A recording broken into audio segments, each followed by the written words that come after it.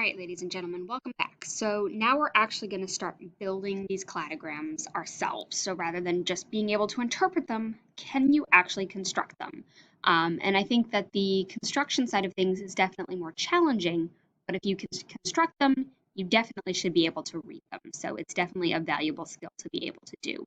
So let's tackle this one together.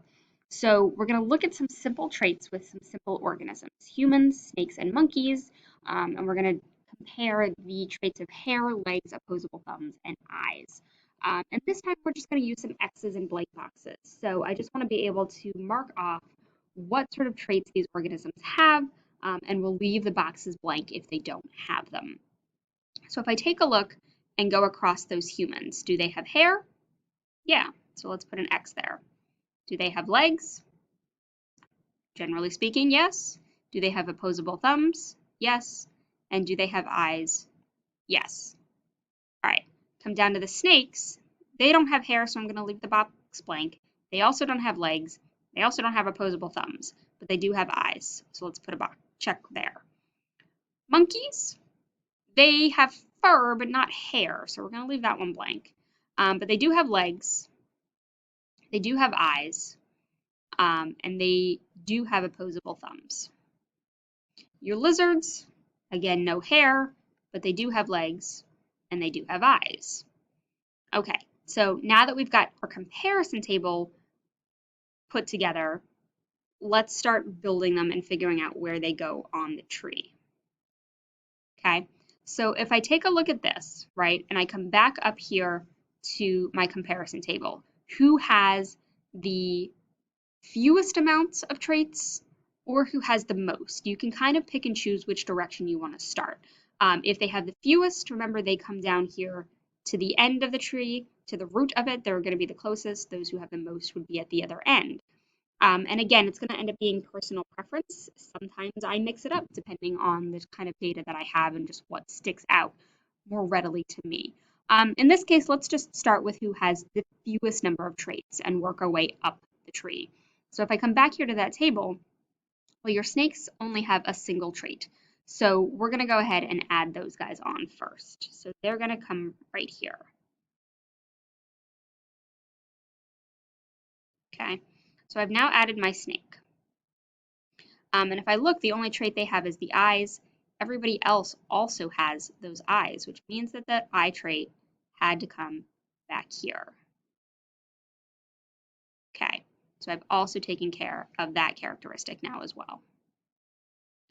All right, who comes next? Well, lizards only have two, so they're going to be the next one.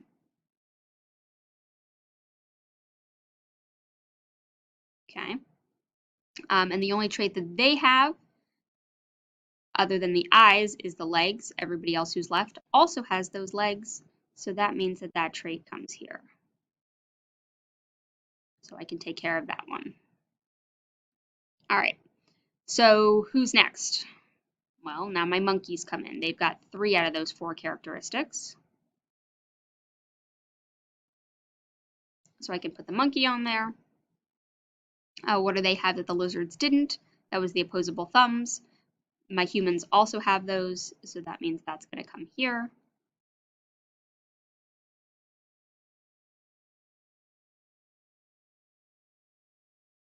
So I'm taking care of that. And that leaves my humans to be last. And the only thing that they have unique to themselves is the hair. And so that's going to go here. Okay. So now let's actually interpret it. How did we know where to put each organism in the cladogram?